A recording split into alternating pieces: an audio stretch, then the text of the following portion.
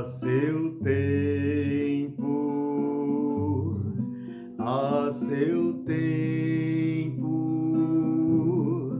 Deus faz tudo muito bem, a seu tempo, Ele me ajuda a caminhar, ensina-me a acreditar que é fiel e tudo cumpre a seu tempo. Ele me ajuda a caminhar, ensina-me a acreditar que é fiel e tudo cumpre a seu tempo. A seu tempo, a seu tempo, Deus faz tudo muito bem, a seu tempo, Ele me ajuda a caminhar, ensina-me a acreditar que é fiel e tudo cumpre a seu tempo. Ele me ajuda a caminhar, ensina-me a acreditar que é fiel e tudo cumpre a seu tempo.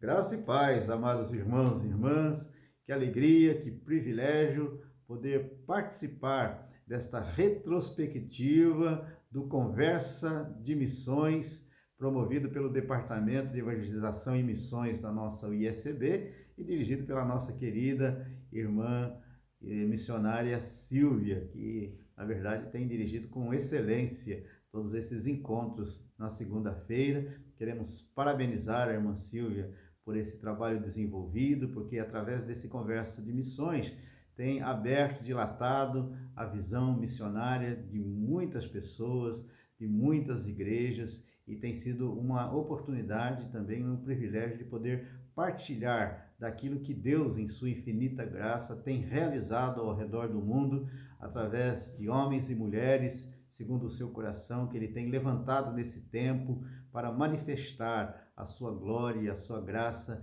entre todos os povos, raças, línguas e nações, através do testemunho eficaz do Evangelho de Cristo Jesus, que é o poder de Deus para a salvação de todo aquele que crê. Eu estou sozinho hoje, não estou acompanhado da minha esposa Mirtes, pois ela não teve condições de gravar esse vídeo conosco devido às suas atividades, mas eu não podia deixar de participar desse momento especial, nesse final do ano de 2021, que na verdade foi um ano extremamente difícil, desafiador, né, para todos nós, mas foi também um ano de grandes oportunidades. E esse cântico que eu acabei de cantar é um cântico que nós cantamos aqui em nossa comunidade, que fala exatamente a respeito desse controle de Deus sobre todas as coisas. Deus tem o seu próprio tempo para agir, a sua própria forma e maneira de agir, e a vontade do Senhor, além de soberana, é sempre boa, agradável e perfeita, e o que nós queremos é que tão somente a vontade do Senhor se cumpra em nossas vidas a cada dia para o louvor da sua glória. Na epístola do apóstolo Paulo aos Coríntios, na sua primeira epístola, no capítulo de número 16, no versículo 9, diz assim: porque se abriu para mim uma porta ampla e promissora, e há muitos adversários. Porque se abriu para mim uma porta ampla e promissora, e há muitos adversários. Eu tenho certeza que esta foi uma palavra desafiadora para todos nós ao longo desse ano de 2021. Nós percebemos que Deus abriu diante dos nossos olhos, nesse tempo de pandemia, de crise, de dificuldade, de inseguranças, de incertezas, uma porta ampla e promissora.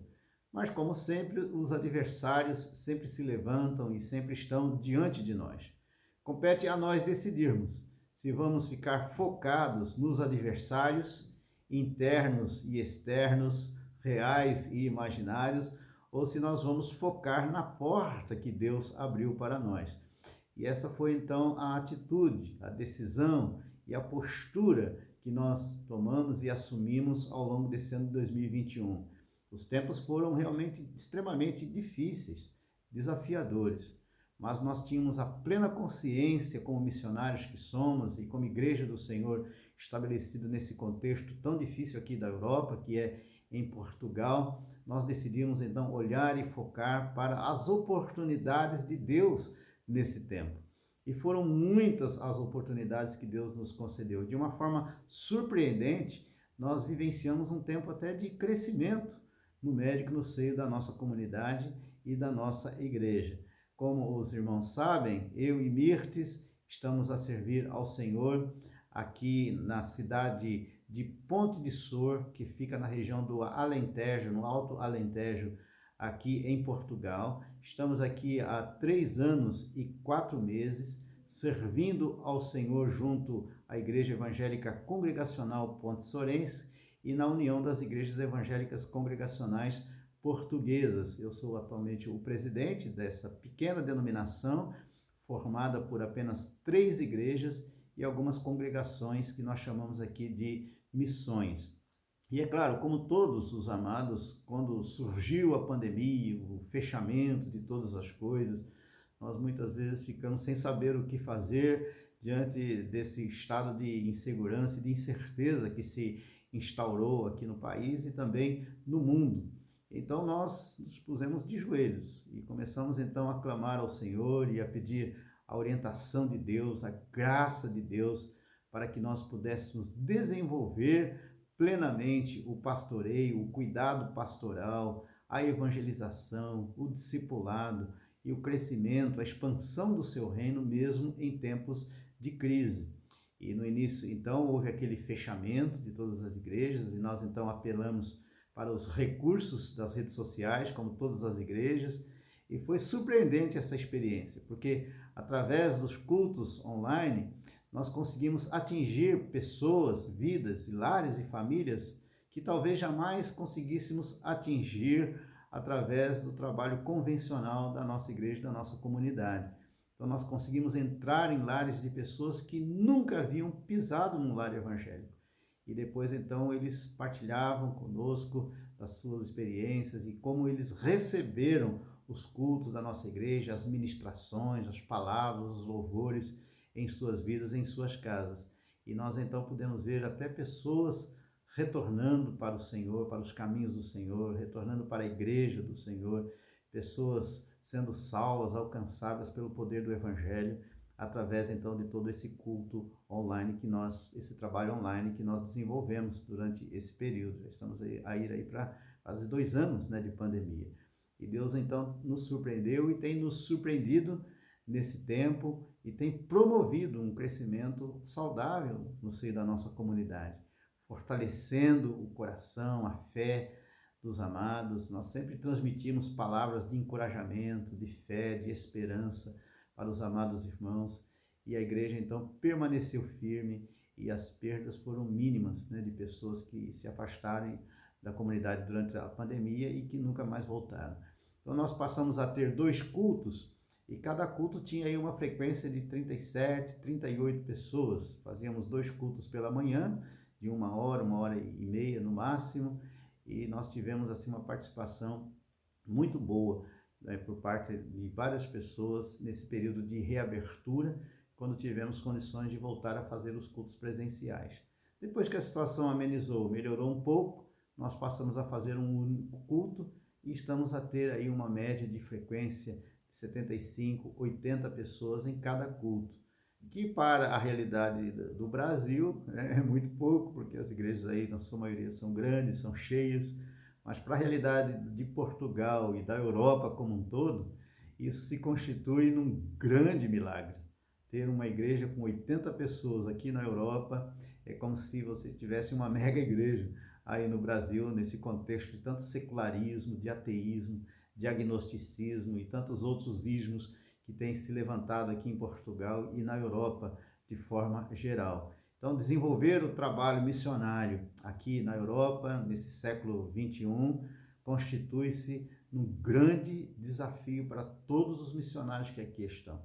E nós carecemos muito do apoio, das orações, precisamos que a igreja brasileira segure as cordas para que nós que estamos aqui na linha de frente do campo missionário, aqui na Europa e em outras partes aí do Brasil e em outros continentes, possam desenvolver de forma plena e eficaz o ministério, a obra que o Senhor tem colocado em suas mãos nesse tempo de crise, nesse tempo difícil que estamos a viver. Então, nós carecemos mesmo que os irmãos estejam conosco nesta grande obra, porque a tendência é de nós ficarmos rapidamente cansados, né? Porque as batalhas são imensas, os adversários se levantam com força contra nós.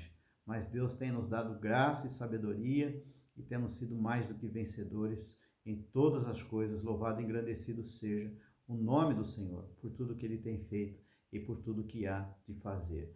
Então, ore pela Igreja Evangélica Congregacional, estabelecida aqui em Portugal, as 3 igrejas, Igreja de Paio Pires, a primeira IEC de Lisboa, que é a igreja que fica em Chelas, e a nossa, que vai completar agora 111 anos, que é a Igreja Congregacional de Ponte de Sor.